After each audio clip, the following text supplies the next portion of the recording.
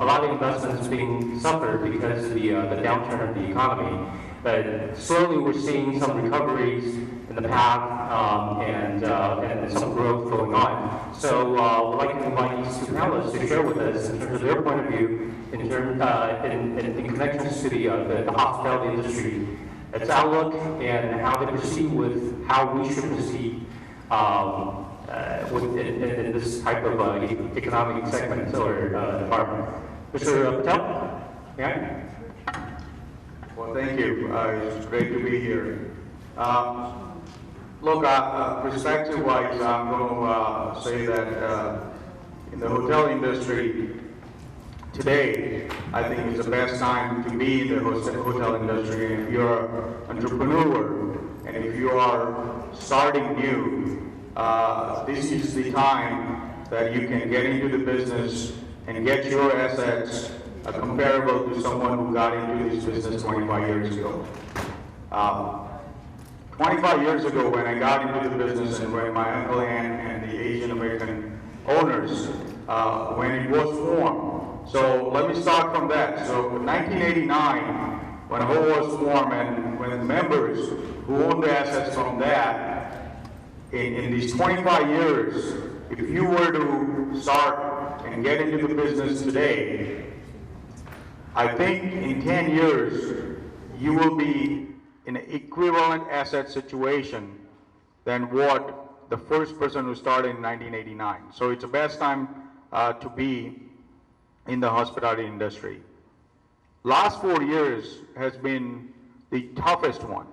I mean, if you have ride those waves and if you're still in the business and you're in the mood to acquire, you're going to be in a very good situation. But the next couple years still, I think we are still not going to be out from the hot water. You know, when 2009, when we started seeing the downturn, we had hopes that 2011 we'll hit the bottom and we'll start going up. And you know, franchisors, you know, Tim can talk about it where, you know, they talked about it and say, you know what, we have not seen anything like these in the last 20, 25 years, you know, even more. Let's give some leeway. Let's wait till the economy comes back. And we all hope that 2011 is going to bring lots of joy. And 2012, we all will be celebrating happy and Merry Christmas. Well, we are celebrating a happy and Merry Christmas where numbers are better, but you still have up on the DC, the lawmakers that we have put up there, they don't know what the heck is going on. They don't know what truly the small businesses means. And with this fiscal cliff, if the small businesses are becoming the target of it, you will see the growth that will stop. So it's very important that the small businesses get the benefit of it.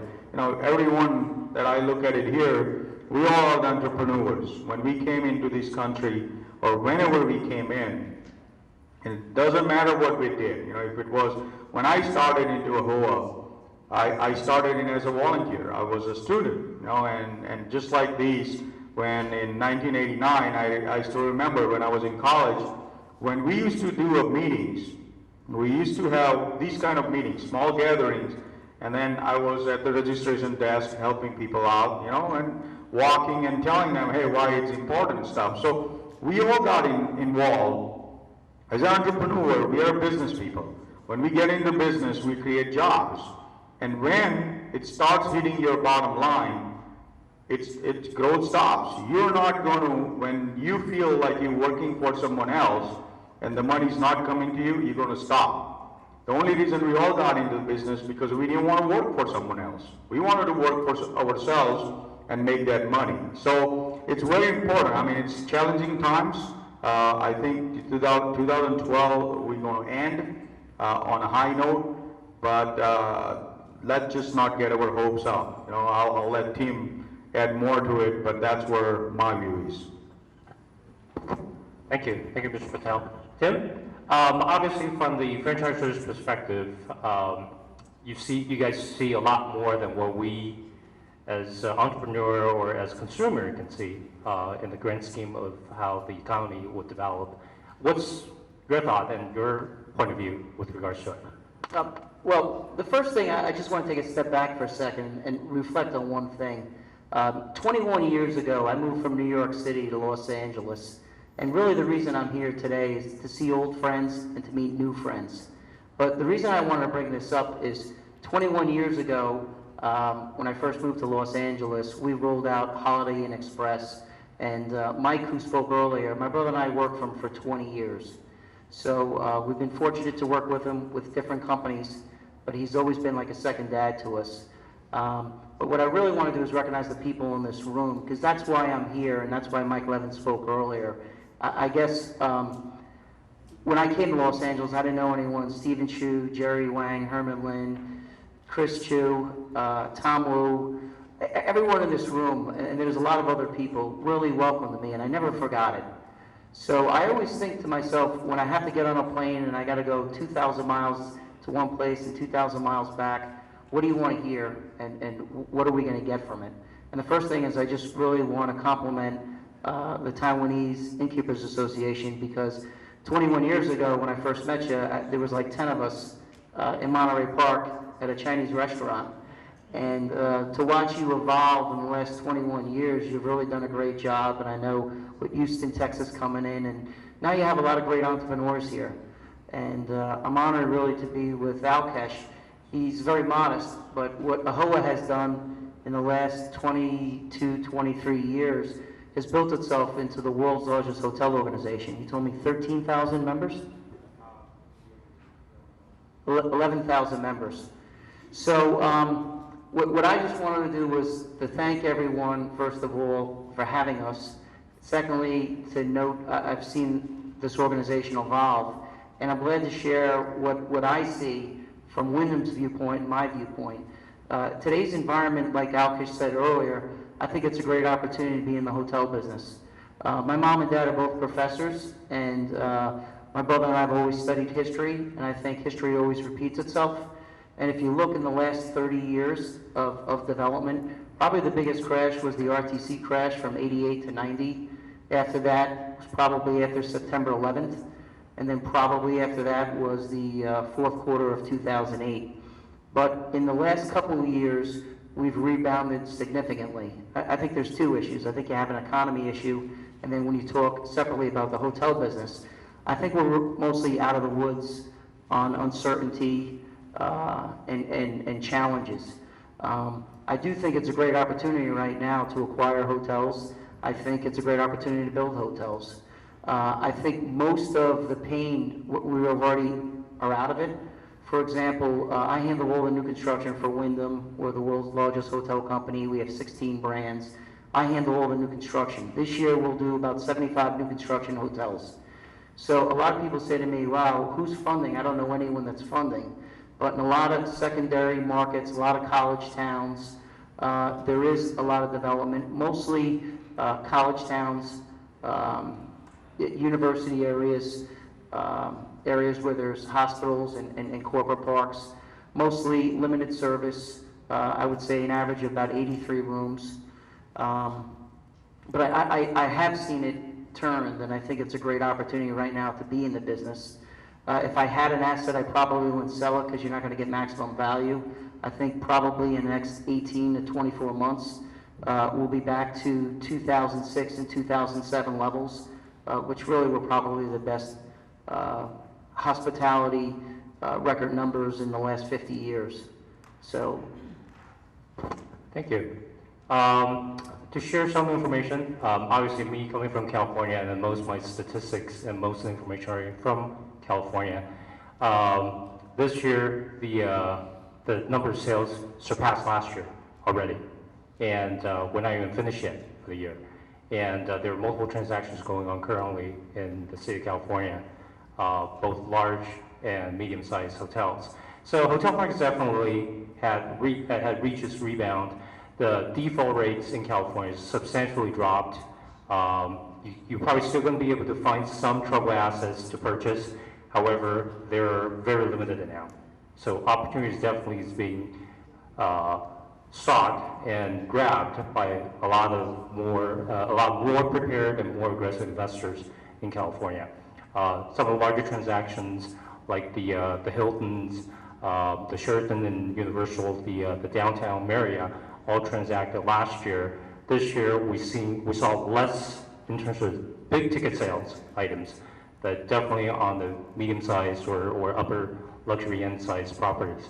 So thank you very much for all the information. But Tim, let me ask you another question, if I may. Earlier, you mentioned about developments. In the franchise perspective, you mentioned about college towns. Any particular states, cities, or type of area that you are perhaps focused in that we should probably even consider, take a look at it, or? Well, I handle the whole country, so we have different parts of the country that have great growth right now, like the Dakotas. We've been very, very busy. Eastern Ohio, mostly because of the shale gas and oil. But I think buying and selling is done on momentum. And if you look at the last 7 quarters, we've had positive momentum 7 quarters in a row. So I do see an upturn. And with the upturn, I think it is a great opportunity to either buy assets, because you can buy them below replacement cost. You can reposition them with brands, different brands, and I think you'll get yourself, depending on the debt structure, in a very profitable situation.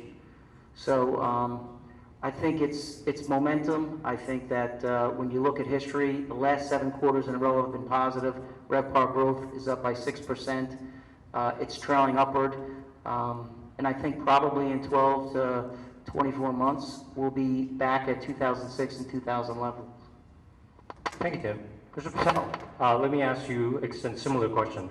Obviously, in Chinese community, in Taiwanese communities, we're shared pretty similar culture, background, value in terms of risk management, operating management styles, and philosophies. What's your thought or your consensus in terms of the Indian communities in terms of operating the hotels? What are the members' point of view in terms of how they're foreseeing or looking in the hospitality industry on a going forward basis? Well, let me give you some stats on the whole members, so the audience know. So Asian American Hotel Owners Association, we are total 11,200 members, and we was formed in 1989. When it was formed, majority of the members had a small mom and pop motels. When our community, so Asian American community, and especially our membership is 90% of the hotel owners are from one part of India, which is Gujarat, which is one state. So the similarity that we had was when we came in as a student in this country in 60s, a lot of our members, they came in to get higher studies. Those who were successful in India, the families had money, they would come, the students came here. They used to work in California because California has a lot of history.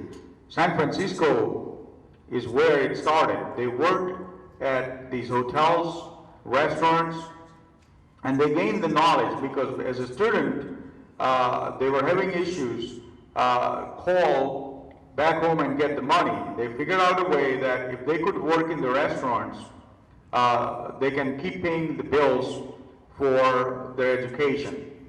And that's how they learned the trade of it. When they saw that, when the owners saw that the members and these students, they were really working hard. If it was 365 days, if they were to work a night shift, they were there at night. There was not a single day that they didn't show up to work. And that's how they got an opportunity to lease the property. They stayed at the property, and that's how, the other members started following it, and they're following it everywhere in the United States where they own the motels. When they own the motel, the one thing about it is that if they were on a contract, the first thing that they had in their mind is pay off the contract. And what they did was because it was not a bank loans and stuff, there was no pre-penalty or anything. So they worked hard and paid off in 2 year, 3 year, 4 year, 5 years.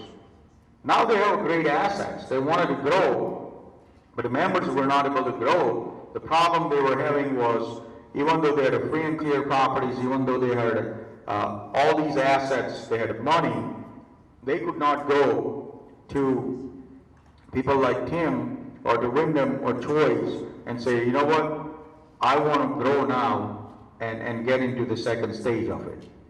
So that's how the whole was formed, right? Even today, in our membership, there's 22,000 hotels that is owned in the United States by our members. The first hotel that they started with, they still own them. So 90% plus has not sold their first asset. They still own it. Now they might not own it, they might have leased it, or they might have sold it to other family member or another AHOA member to train him. So what I'm trying to say is that the trend that we started, we continued with it.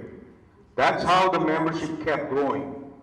When the new member came in, if he worked for me, just like when the student came in, the student was working for owner, and owner gave an opportunity to him to either lease that or buy it on a contract. We kept doing these. Now we kept doing these in a AHOA community where to the AHOA members or to any other who came in. But that's how we became successful, because we continued with the same trend. Even today, it's the same thing. The trend continues.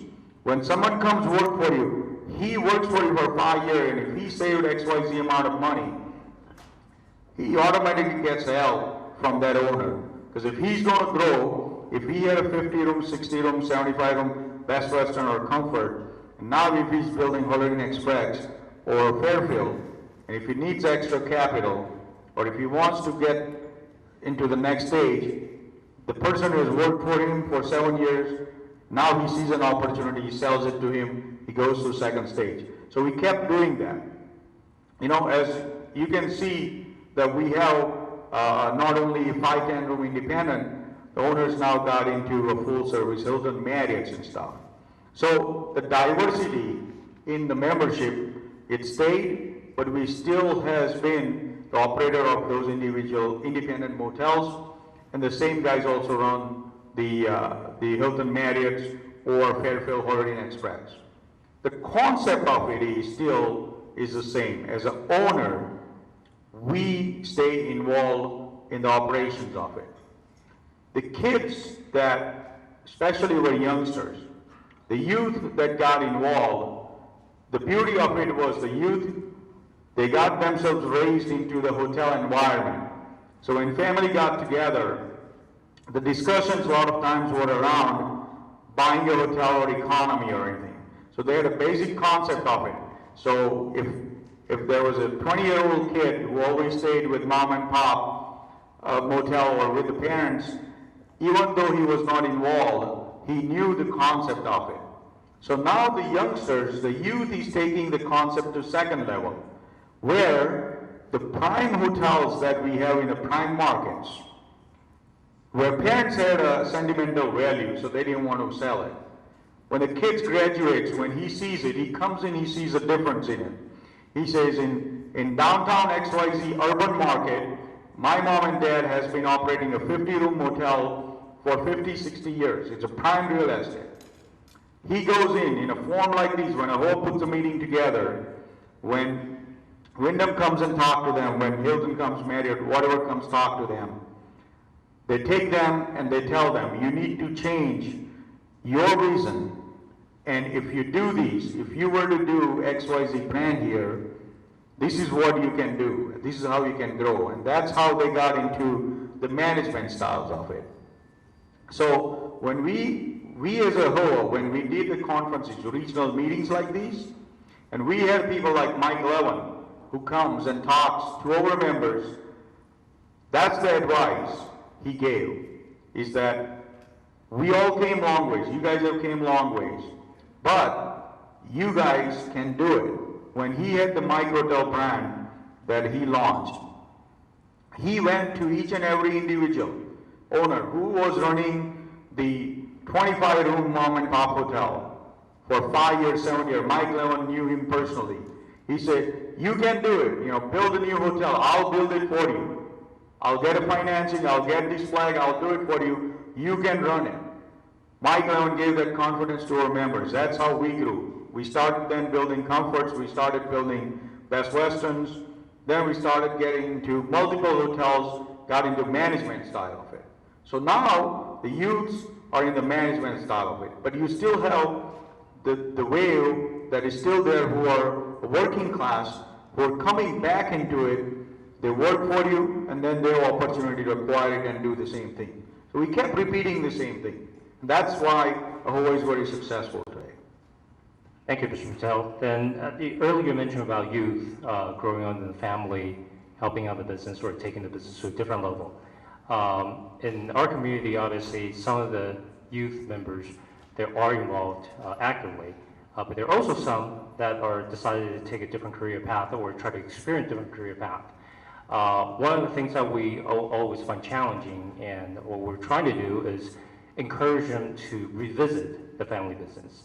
Are Ahoy members also in that mentality or experience similar experience? If they are, or they also find ways to encourage their youth to come back, revisit the family business, perhaps take it to a different level? That's a very good question. Absolutely. Like I told you, when we were in those smaller, 10, 15, 20, 25 room motels, when I saw my sister, my uncle, aunts, when they were running it, and my nephews, they grown up into it, the one thing everyone had in mind was, we don't want you to be doing same thing that we are doing, which is running these 20, 25, 30, 40, 50 room motels, 24/7, and be the maintenance man and be the housekeeper and everything. That was the one thing that every youth that grown up, that their parents told him. We want you to go out and do something. We want you to get educated so you can do something better with your life. We have a lot of youths. They're doctors, they're accountants, they're engineers. But one thing that every one of them has seen it is that when they come out of it, they've gone and worked in outside for different companies. And then when they get married or if they have their own family, the challenge becomes is where now you have to raise a family. When you raise a family, you have young kids and you have wife and you have schedules and stuff, you can't make money that you used to make. So when you graduate, from the time you graduate, the time you get married, and then the time you have a kid, the financial situation changes for them. They're smart enough, they know that. If they were making $200,000, their wife was making $200,000, they could do that for 5 years very easily. And as soon as they have a baby came in and all these, they have to take care of it. In the next 5 years, the picture changes. Financial picture changes. The life changes. Now, because we as Asian is a close-knit community and family-wise, they also share the financials. So when they talk to the parents that, mom and dad, that hotel you built 5, 6 years ago, how is it doing? Now, parents are getting old, and when kids ask the question, they say, well, we're doing good, but, we want to grow, and I'm getting old, would like you to come in and look into it. So when he looks into these, he can see it, that by managing these hotels, the portfolio that parents has, I can make more money, and I can grow that portfolio, and I can have a better life. So that's what the youth has gone. So what we did is, the first generation, gave them that freedom. But then they made the self-decision. The youngsters who are attorneys, doctors, they still do active investment into the projects. They come in and they say, we want you to now go and do the bigger projects. So that's how they've been involved. But it's all about financials. When they get out of it, yes, they don't want to be in there. If there is a same independent motel, their mom and pop running, they don't want to come back. But as soon as he goes to the conference, and if Tim would see opportunity in that location, say, you know, this would be a great Wyndham, there will be a great Wingate project here. You know, you can tear it down. You won't have to come up with additional cash. You have enough value in the land that we can line up financing for you and you can manage it. Now he's proud to do something because it's also about the prestige. If you have a young student who went to a nice, you know, we send him to a nice colleges and stuff, but then, you know, when he comes back and if he has to manage a portfolio of, you know, 2 or 3 independent motels or smaller projects, you know, he thinks that even though he's going to make more money doing that, he might think, you know, this is not for me. You know, I went to school and I need to do something better. Now, you tell him that, you know, I got these. Let's do something different with it. Maybe let's do a Fairfield Inn, Holiday Inn Express, and I'll help you or give me ideas. You got his ears open. You know, he now wants to be active. He wants to open his management office, and then he wants to run it differently, you know. So we absolutely do that, and we have a youth committee in our structure of the board. What we did was we have a 2 designated seat for young hoteliers. All they do is they put together a program for young hoteliers. We do a management company tours where all the youth can go and learn. If they were to open a management company, what are the things they need? Marriott, they invite the youths, and at their cost they do 1.5 day seminar. Wyndham does it, Best Western does it. They train them. You can go to their headquarters and get these training. They do 1-day seminars where you learn, even if you have not known anything about acquiring hotel.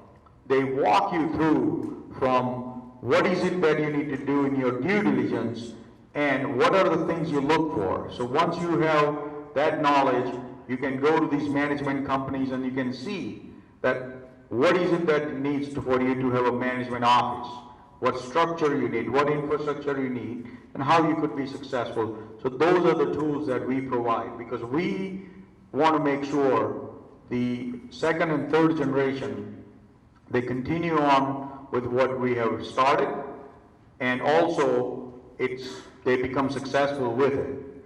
Our membership every year, like December 31st, our membership goes to 0. January 1, we start with 0 membership. And every year, the board of directors, volunteers, me as a chairman, we work hard to make sure that everyone stays involved and they stay and they become the member. And we have, even though in the last 4 years, we had the worst economy and worst financials in the hotel industry, our membership kept growing because we did not stop giving the resources to our members. We went out, you know, I've gone, I mean, out of 365 days, I'm out 255 days. You know, Monday to Friday, I'm traveling sometimes on the weekend. But that's what it is. It's the volunteerism, and that's what all the board of directors does, and that's all the members does. And I see these. You know, I mean, Tim just said that 20 years ago, we started in restaurant. That's how we started. You know, when Mike Levin, you know, and we called him, you know, we have Gandhiji as our father, and in our Ahoa community, he's Ahoa's father. You know, he's the one who inspired us to get this started. You know, our past chairmen, they used to go in the cars, drive thousands of miles, and meet with people like these and say, you know, we need to have the association and we need to work together. So we started with like 1 region, 2 region. Now today we have like 18 regions. You know. We do like 50 meetings and stuff. So everything starts with small, but as long as we work at it, you know, volunteers, you just put the time in it, you know, and you do it, I think it grows. And, you know, as an Asian community, as long as we're all the entrepreneurs that work together to show that, you know, associations are neat. It's very important because, you know, I saw, there was the best thing I saw, I was watching at the lunch meeting, you know, you guys were talking about what are the activities that is happening, what are the opportunities in Taiwan, just like that. You know, Indian community is very strong on giving back to the motherland. We call these as our homeland. And it's very important that you have that connection because the culture is what it keeps us together. culturally, if we are not together, then none of us could be successful.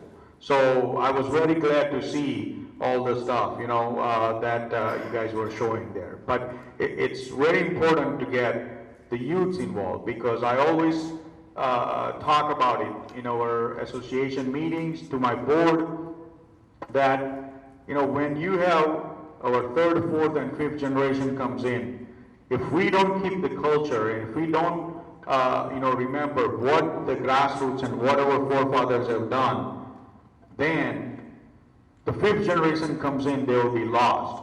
They will not know how AHOA started or how the association started, who put what into it. So the cultural message still needs to go with it for the success of any organization. And we do that, and that's why I think AHOA is very successful, and that's why you guys have came this far in 20 years, from 10 to what you came here, it can grow tremendously, So absolutely, it's youth involvement, I think, is very important. And, from our side, anything from AHOA side we can do for education piece or, providing any resources, I'll be more than happy to do that. Thank you, Mr. Patel. I think earlier you brought a very important message is that with regards to the youth involvement, and also the fact that there were a lot of training opportunities into management and into tours of different organizations like the management company or go to franchise company for training classes. And as we all know, Wyndham, back in the old days, Ascendant, and then now Wyndham, and the largest franchise company in the world, does offer a lot of training programs for the franchisees. Mr. Patel earlier mentioned about that the youth also getting involved in the training programs. Tim, if I may ask, at Wyndham level, as far as for the franchisees or for associations like us on the youth programs, can we tap in that resource to have them field out some of the training facilities or training programs that they may be getting involved with? Yes, actually, any franchise that you buy a franchise from, they're supposed to support, assist, pre-open, open, train, and ensure the profitability of an organization.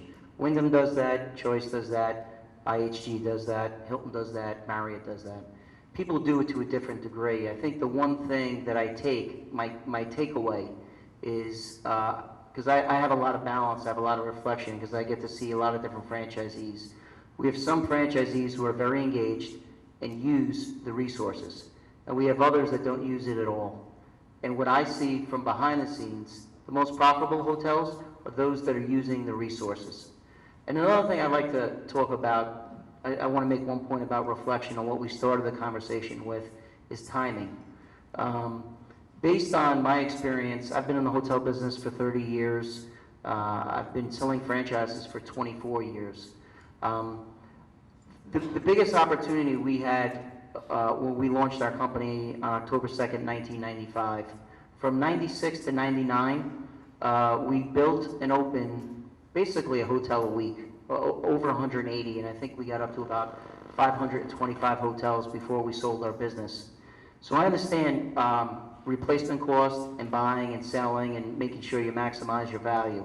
But the point I want to make on a positive side and a negative side, so we can learn, is today. I think today's environment, you're able to buy assets below replacement cost. So as Alkesh said earlier, it's a great time to be in the hotel business. The other thing is, I think really in the right markets, if you find the right brands, you can buy, like when we were buying land in 96, 97, 98, 99, we were basically paying a premium price to get land because there was a lot of other public vehicles that wanted to buy. So if a piece of land was worth $1 million, we were paying $1.4 million for it.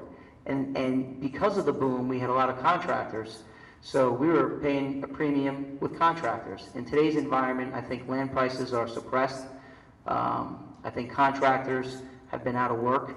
And if you just look at the cycle, there's been less supply that has come in for the demand, so there's been a correction. So all those of you in the audience that own assets, you'll see an appreciation in your investments and your profitability probably in the next 12 to 18 months. So I saw most people in the hotel business make money on momentum, and that momentum was really after the RTC crash. They bought in during that crash. I also saw it after September 11th. We had a couple, 3 hard years, but then we had probably the best 4 years in the last 50 years. And coming off the third and fourth quarter of 2008, if you had $100 million and you invested it in 2009, it was worth $58 million. So asset appreciation cost was off by 42%. But in the last 7 quarters, RevPAR is up, and asset appreciation is slowly going up and up and up. So I think it's a great time to buy. I think it's a great time to build.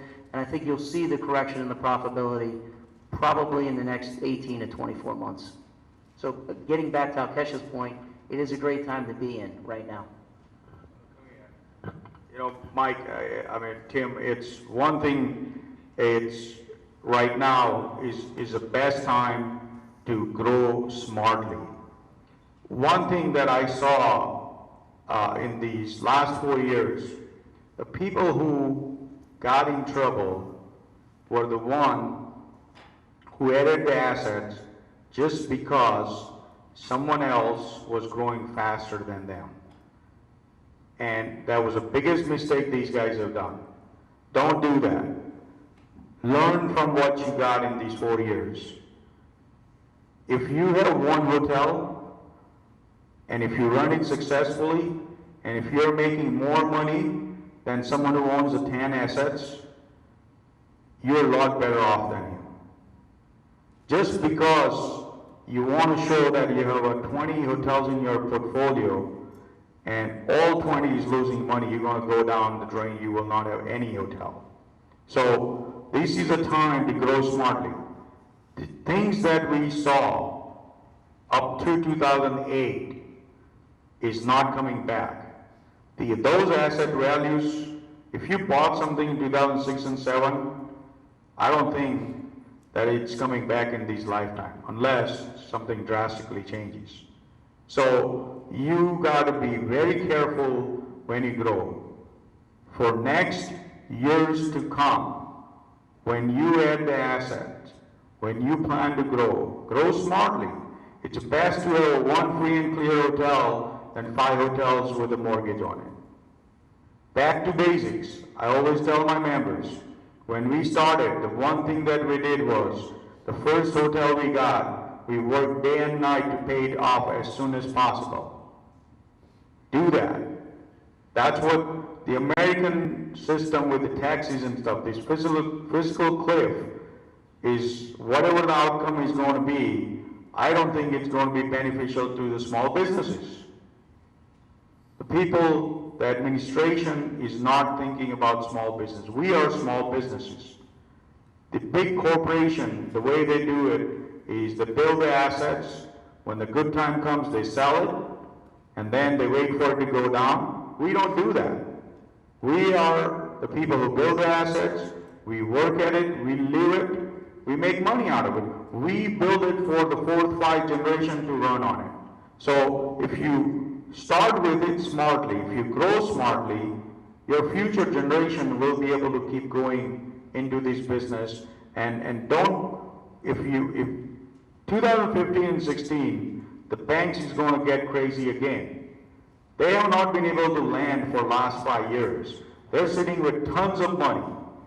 As soon as some light comes in, as soon as some lifting happens, the banking will start going nuts. They will start giving money.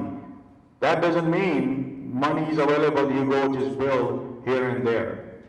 Our business, our industry is cyclical. If you put a map of last 50 years of hotel industry, it is always like these. It never went like these steadily. So we only get a good years, 3 to 4 good years to come. Then there is a bank waiting because you only have a 5-year call. So then your DCR and everything goes all whacked off. Now the same interest rate that you was paying might change.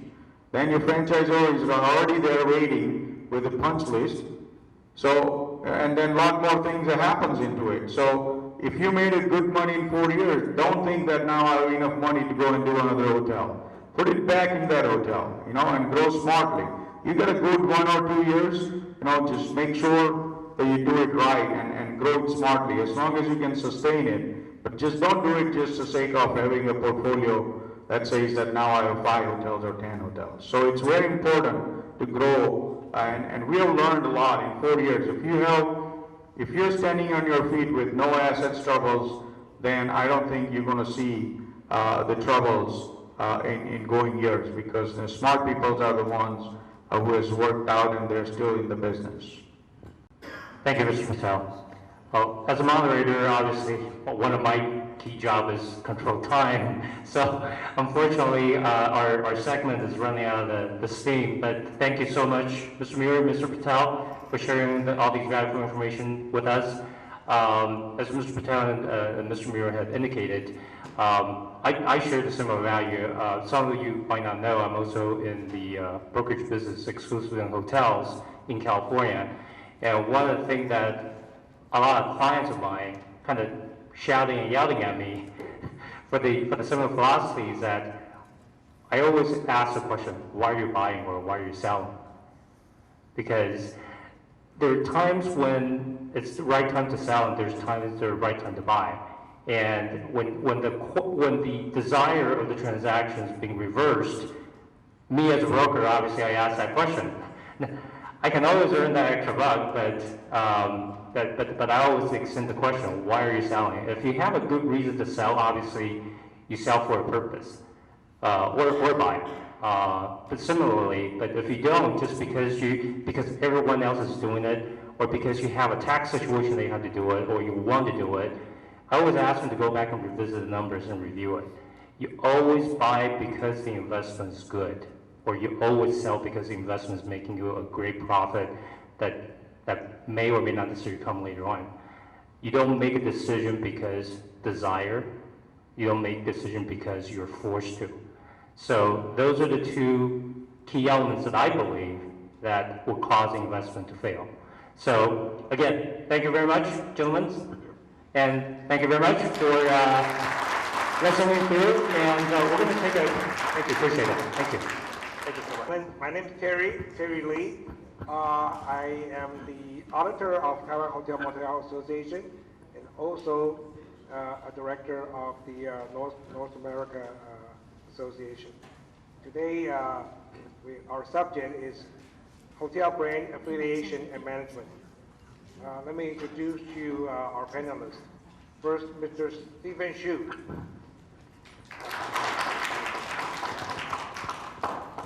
Stephen operates hotels from motel to hotels for the past 25 years, and he was the past president of Taiwan Motel Hotel Association, as well as past president of the North America chapter. And Stephen has 2 hotels in Anaheim area, walking distance to the Disneyland Park. In the middle is Steve Hsu, his brother.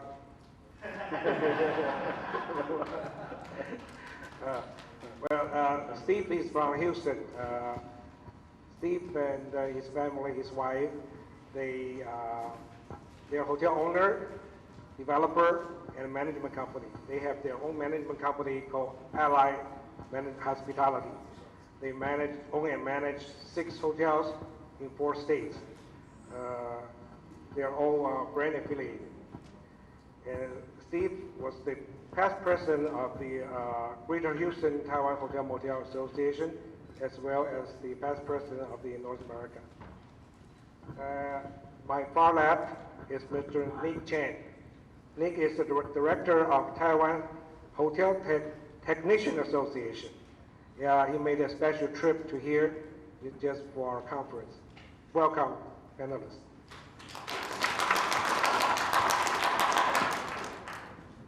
First question to Stephen. You have 2 hotels in Anaheim area, and I saw your past. You have now one Ramada Plaza, one just converted from Holiday Express to Indigo. Let me ask you, why you had such changes from a Sheraton Four Point to Ramada Plaza, and then from the other one from Holiday Express to Indigo? Okay, I just like to share my experience to my idea to anyone, but maybe not the correct answer. This is just our hotel, my own hotel decision. First, the reason because I have with Holiday Inn Express already 20 years. Then it's about the time because we need to renew for the license. Then after consideration in our market, especially in Disneyland Resort area, so all the hotel is side by side. All the brand from high scale like Marriott, like Sheraton, like Hilton, and down to like maybe Crown Plaza, Holiday, so many motel around us, right? So right now, because we need to renovation, right? Because nothing special, you cannot make a business. So I decide, I need to do some change. So after I talking with an IHG person, also they are very happy because they have a new brand just around 3 to 4 years, new brand. A new brand called Hotel Indigo. Hotel Indigo is a kind of boutique hotel. It's not a big hotel, it's a small hotel, but something special. Look like a lifestyle hotel. So finally, I decide, okay, this might be the special one because in our area, like I mentioned, all the brand is around side by side, but this is the only one. Nobody have, only I have. So might be something special. Again, for this brand, because they just beginning so far totally, including the open or including the franchise, already joined the franchise so far. Already 100 property. About 100 property, 55 already open. The other 45 just starting to renovation. And I did check some hotel already open in California. The one in San Diego. This one before is a corporate owned.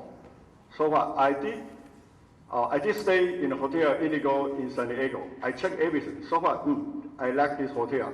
Not only they have a beautiful property, they have something special. Also, they do have a great service. Their service is really good. Then again, in outside of the U.S., another 2 Hotel Indigo already open in China. The one in Shanghai, another one in Xiamen. I do spend the time to stay with these 2 hotels. Then this, of course, this hotel in China always beautiful. But these 2 hotels is something special, is really impressive to me. Then also I did have a chance to talking with their the management group. Say, how about the service, revenue, everything. But especially in the hotel in Shanghai, they told me, actually I complain. How come? Because I'm the IHG brand. Every time I want to book for the employee rate, they say, oh sorry, already so far, they don't have an employee rate. So because they say they are, the occupancy is really high. Almost even, of course, every day almost reach to, at least 90% up. Even the slow period around 70%. Also, their ADR is very high. Okay. Also, I do exchange a lot of opinion with them. I said, why you want to stay with the Hotel Indigo? Because in China, normally we say big hotel, maybe the Sheraton Hotel, Marriott, right? But the same answer to me, they said, because this is something special. Boutique hotel is a trend. It's a trend, right? Also, they don't need so many rooms. Probably normally around 100 rooms. So then also they are looking for actually IHG, not anyone you can apply to Hotel Indigo because they have a strategy. They are looking for a place. Maybe in the city, the big city like San Francisco, like Los Angeles, right? Again, another location they are looking for is a resort area. Like I'm in Disney area, of course. This market is they are looking for. In the Hollywood area, this area is they are looking for. Also in the beach area is they are looking for. So finally, I make a comparison to everything. Finally, I said, okay, I will convert to Hotel Indigo. Thank you. So you're not only looking at this is the only brand in that area. You're looking to upgrade. You're looking for the niche market. Yes, because like I said, so many hotels around my hotel, they're side by side. So nothing special, right? So the only thing I want to, to find a brand. Nobody have, only I have.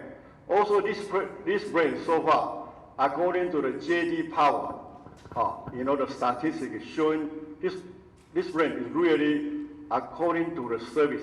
They are #1 service in the all U.S. market. Also, this brand, all the boutique hotel, most likely is individual, but this brand is under the IHG protection. That means it's a branded boutique hotel. Also, I am the Holiday Inn Express. Maybe somebody want to offer me the Korea or maybe Best Western. But in this case, I might be losing my guests. But because they are using the same system, like they have the frequency program called a priority club system, right? So even I change the brand, I will not losing my customer. Also, this brand is The a same high system. Yeah, it's a high scale, so their ADR is much better than Holiday Inn Express. After today, IHG will hire Mr. Xu to promote. Since we are talking about brand affiliation, Steve, 6 of your hotels, they're all branded, right? Like Best Western, Hilton, Wyndham, all affiliated. No, 4 are affiliated. Affiliate 2 and independent. resort bought in 2011. Resort property is independent. What do you think is the most impact with the brand and non-affiliated hotels? It's a very important decision. It's a very big decision, and the brand affiliation was the major franchisor, and they have recently all developed a very strong loyalty program, and that's the benefit with a brand affiliation. But also you gotta be careful with the downside. If you buy a affiliate property, brand property, you get into there's a property improvement plan tip. You need to do it within usually a year to keep the flag. So you gotta understand what kind of cost you're looking at, and also there's a lot of requirement from the brand.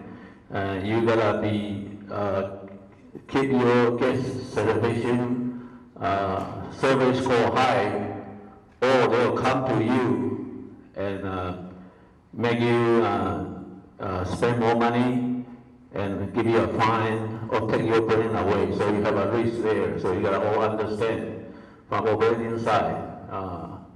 And certainly, a lot of people join the brand. It must be there's a good reason. The prop side, is more weighty than the downside, and certainly there's a different brands, and they have their different strong areas. Some was strong in corporate business, and some was better on the leisure market. So it's a big decision, and you need to plan it, and you need to execute it. Like 2011, I bought a resort property, and I've been looking around for a long time, and the decision to buy the property has 200 rooms and has room revenue about $3.5 million, and F&B and other income also $3.5 million. So $7 million revenue. I think they have too much. The company too big and too much loan. I think the appraisal value on the tax basis is about $20 million.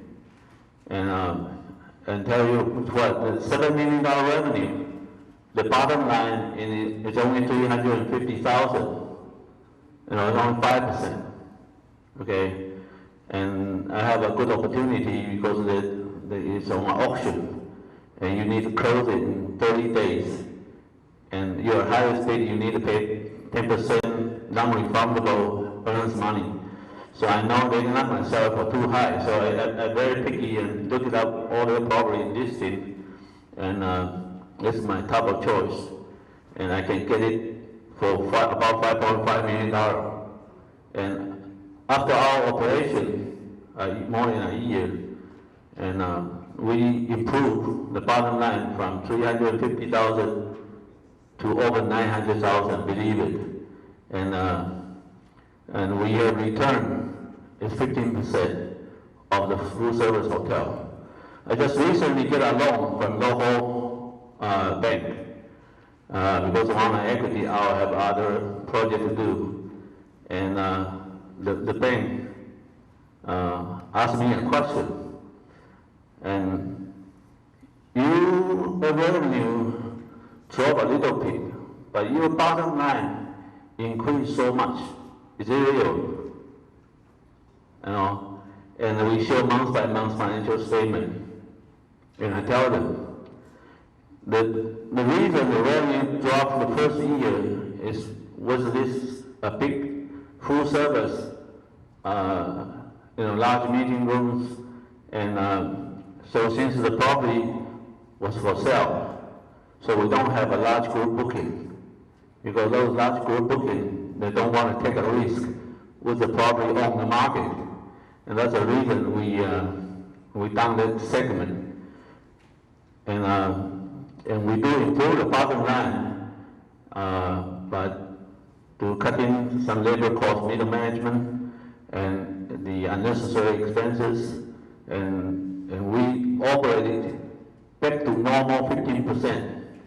So I'm not exaggerating, I'm not making from full service to 30% or 25%. I just improve their unfair expenses, and the bottom line 5% to improve the 15%. So I get approved from the loan. So, and that property is not affiliate. And I can get into without a PIP. If a PIP, I've got to sing twice, because you got to get into there with a lot of capital improvement needed, and so I'm kind of fortunate. You got to play case by case, and certainly the brand will secure more your business, and that's, I just talk a little bit from my my experience. I know we have people who have been in hotel business for a long time and like to exchange experience. So if you have any questions you want to ask me, I'm very willing to discuss that with you. Thank you. So you will evaluate the pros and cons, whether your property need a brand or not, and then decide, right? Yeah. Today, bank is very difficult to make a loan without a brand on it. Like recently, Hilton Hotel managed, the new policy is to have Hilton's name stay in the big major city and the resort area. So they're asking us, either when the time comes, you either leave or can you fly double trip. This is a big change we're facing. Also, one thing I want to add is, with a resort, I operate a lot of different brands from our 25 years history. So actually, I talked to Best Western at the convention. I told them I have a acquisition. They say, I know that property. I'd like you to join Best Western, the area regional people. Yeah, I'd like you to join it, and I discussed with my general manager and sales department and corporate people, and I want their opinion. And they said, in the property label, they said, well, we are a resort. We charge good rate. We are the same way as the Embassy Suite. But if you affiliate a brand, the customer come to your resort, they think it's just a hotel, you're not a resort. So you gotta be careful even make a change to associate with the brand. If operating or the market reach is good, you don't want to take that much of risk. Unless you have a deep pocket, you want to update to a very well, a luxury hotel is a different story. Thank you. Thanks. Nick, recently we see a lot of brands moving into Taiwan. In the past, only a few brands in Taiwan. Now there are more international brands moving into Taiwan. Do you know why? Yes, okay. This is Nick. First of all, thanks. I have a chance to join this conference. I think I same as all of you from Taiwan, but I just arrived. And recently we know in Taiwan they have many projects ongoing. I think in 3 years ago there are only around 6 international brand hotel in Taiwan, and right now almost 12. As I know, in future in the next 3 years, I think at least will be 10 international brand join us. And why this is so popular right now? I think maybe the first one is seems like a demand, because a lot of Taiwan right now the hotel business is quite popular and very hot, and no matter what design, manage or some operating is totally not enough. Shortage of this professional team. So the join the international chain is very important for them. Secondly, some of investors they belong to the some construction company, some private, some semiconductor manufacturer. But if they want to invest something, they have to make sure some successful formula. And all this international chain, I think, it will be, provides very good service and SOP, and even some good, some different kind of branding for different kind of market. We know that the hotel not only to build it, the hotel must be to manage and operate. So that's the reason why they are looking for some international service. Meanwhile, I know not only the international brand will come in, even some from China, some franchise also is coming too. Okay. 7 days. Seems like that. Yeah, seems like that. Okay. Okay. Thank you, Nick. We all know how important management is to the hotel. Like Steve, he improved his bottom line, triple his bottom line in 6 months, a year high, okay, 18 months, triple his bottom line. Now, Stephen, your home is in a hotel, you live in a hotel, you manage the hotel yourself. For your employee to see you every day, do you think it's advantage or disadvantage in this kind of management style? It's hard to say it's a benefit or disadvantage, but just according to the way I'm doing, they all happy to see me every day. Because my principle is, I told everybody, the hotel need to be growing, so you should get more protection, right? So, you know, I wish everybody treat the hotel like their own home. Also, hotel, we expect it's a service industry. We need to take care of our guests. So first, before take care of the guests, I will take care of everybody of you. So actually my benefit is really good. So they're all happy to see me. Any kind of problem, of course, each property, I have a general manager. So I will not interrupt for daily operation. But every day I show up just to let them know, oh, I did work with everybody. You work, I did work. So they feel more confidence. So actually, like I said, you know, in Disney area, all the hotels side by side, you know, people make an online booking. Before they go, they check in for the service score, like a TripAdvisor. So my two hotels, the ranking on the TripAdvisor all year round, Holiday Inn Express, it is number 5. Then my Ramada Plaza is number 6, among of 107 hotels in Disneyland area. Because they do follow with me, treat the hotel like on home. I'm taking care of you, then you taking care of the guests.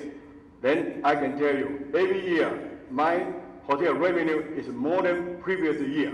Of course, more revenue, they got more bonus. So I think sometimes, to my experience, my home is a hotel, then I let everybody treat the hotel like their own home. So I think they are very happy. It takes a good boss, a reasonable boss to do that. Steve, your hotel, you have 200-some rooms, full service hotel. You also have limited hotel, select service hotel. In your management team, you have one team or you have a team to separate to manage different type of hotels? Well, every property has a general manager and a sales office with a sales team, and they need to run. We have a budget set; they need to run it, and also the corporate also have to run it. Since the multiple property, the owner is not the property, not like Stephen that he make sure everybody is working, customer service there. But we do have things that to control it, like we do the payroll ourselves and the corporate level.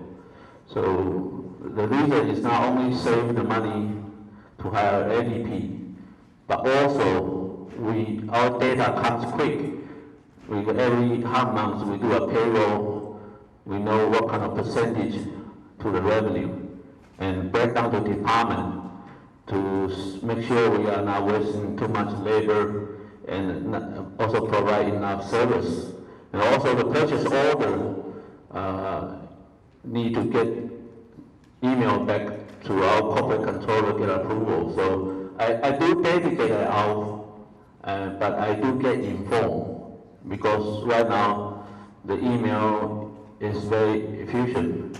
So any communication between the property and the corporate office is CC to me. So I'll kind of step back and watch everyone is working and make sure it's working. And I also, the corporate issue the payment or checks, because we full service with the 3 hotel. A lot of volumes need to pay and go through the invoice. So even though the payable in the corporate office issue a check, because I travel a lot, they email me a journal, a cover sheet to pay to who and what expenses, how much. So I do go over and so they know I'm watching too. So I'll say, okay to pay, or I need to see this invoice.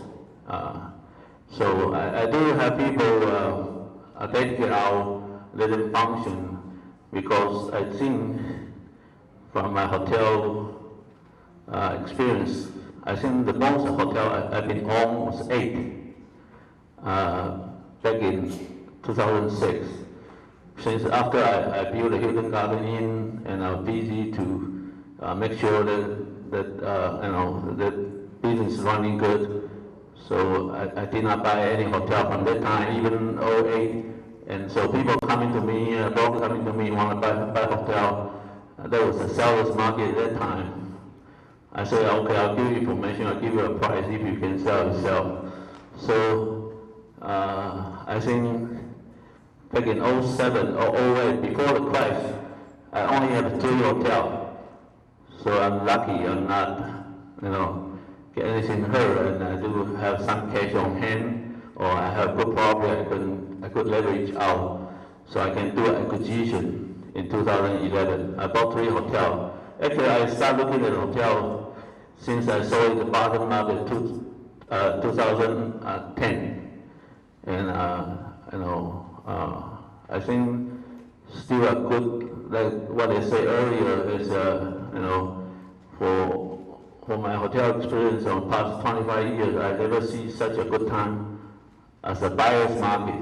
If you have cash, you can talk, they'll listen. Well, actually, this is the next question I'm going to have for you. Well, let's continue. What do you think? When is the best chance in, by the market? What's the time to buy? What's the time to build? Okay, well, to buy is cheaper than build, you buy, right?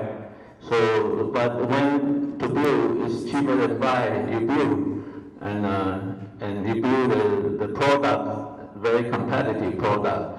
So for long term, certainly there's some developer, they not a hotel operator, they will buy, the developer will build to sell to somebody like that, but for me, mostly because the build takes a lot of time, almost 2 years without income and time. So for me, I don't really interest to build to sell, but build to keep it. That's good investor's point. You can see both of the owners, they are very good in management, but they're on top of everything, but they are not doing micromanagement. So the employees are happy, making more money, owners are happy too. Nick, recently we saw many Chinese tourists go to Taiwan. I read the number like almost 2 million a year. You think that the hotels in Taiwan, there are enough rooms to accommodate those people? Because this number continue to grow. Yeah. And are they start building new hotels? Yes. I think in the lunch hour we heard some good news for the tourists. This year is over 7 million. Okay, just yesterday, and compared to last year, it's almost growth of almost 20%.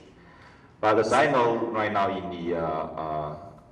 in the government official in the data, the under construction the room it's only grow up in coming year around 2 or 3%. So that's mean a very a big range to shortage. But right now they have developed in many ways. First one, some hotel is far away from urban. And secondly, some office building right now is under renovation. The third one, it's more different kind of hotel, or we call it business hotel. We call it B&B is under development. So that's mean they have many projects ongoing. As I mentioned before, even in the coming 3 years, they have more than 10 international brands here.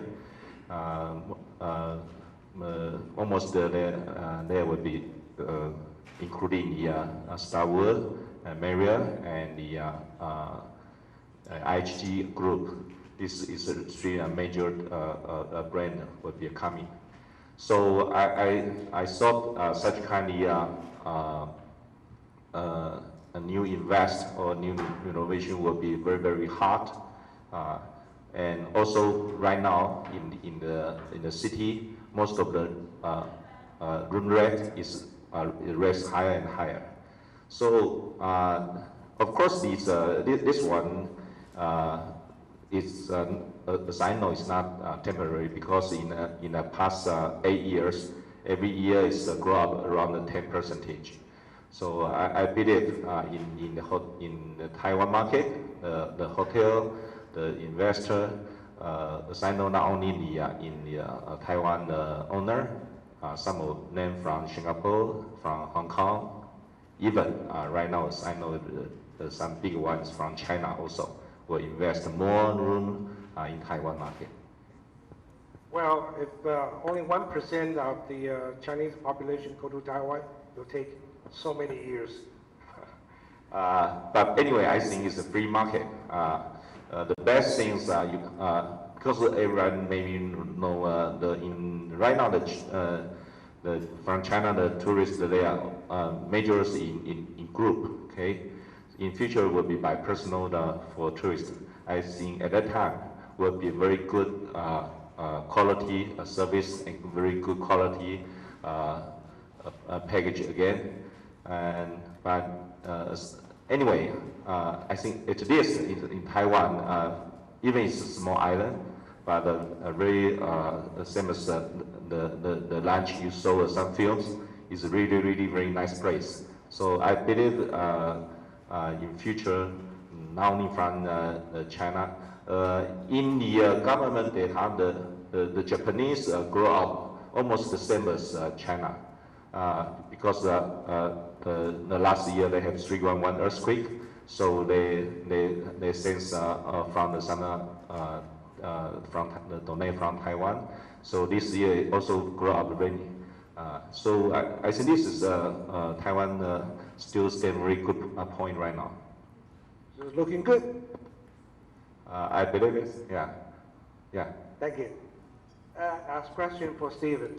As Steve mentioned, the biggest headache we had with the franchise is the PIP.